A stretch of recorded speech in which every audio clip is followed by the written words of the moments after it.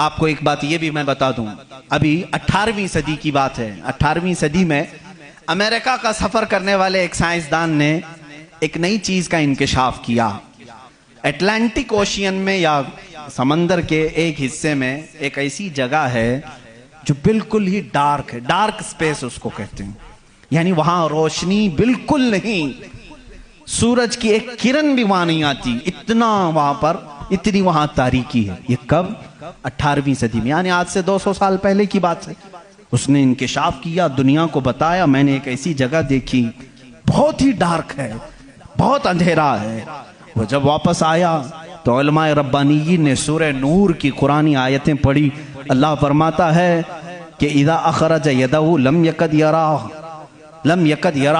ومن لم یجعل اللہ لہ نورا فما لہ من نور۔ اللہ فرماتا ہے ہم نے کائنات میں ایک ایسی جگہ رکھی ہے کہ اس پہ اندھیریوں پر اندھیریاں ہیں، اگر تم ہاتھ بھی نکالو گے تو ہاتھ بھی نظر نہیں آئے گا، ہاتھ بھی نظر نہیں آئے گا۔ یہ کہاں کا؟ یہ علم البحر جس کو کہتے ہیں، سمندروں کا علم رکھنے والا جو پوری زندگی سمندروں کی کھوج میں لگا دیا، وہ لا کر کے بتایا۔ اس نے سوچا میں بہت بڑا تیر مارا ہوں، لیکن جب بتایا قرآن پڑھنے والوں نے کہ یہ تو قرآن میں ہے، اللہ فرما رہا ہے ایک ڈارک سپیس ہے کائنات میں جہاں تم ہاتھ بھی نکالو گے تو نہیں نظر آئے گا، اتنا ڈارک ہے۔ وہ سٹپٹا گیا، پریشان ہوا، میں اس کی تحقیق کروں گا۔ یہ قرآن میں آئی کیسے بات؟ سب سے پہلا دنیا کا میں انکشاف کرنے والا ہوں، میں اس کو سب کو بتانے والا پہلا فرسٹ آدمی میں ہوں، یہ پہلے سے کہاں سے آ گئی قرآن؟ پھر وہی دو باتیں میں بتاتا ہوں میرے عزیزو۔ اس کو بھی یہی جھٹکا لگا کہ یہ قرآن اس زمانے میں نازل ہوا جب سائنس کا وجود نہیں تھا، اور اس پر نازل ہوا جس کو دنیا میں کسی نے سکھایا نہیں تھا۔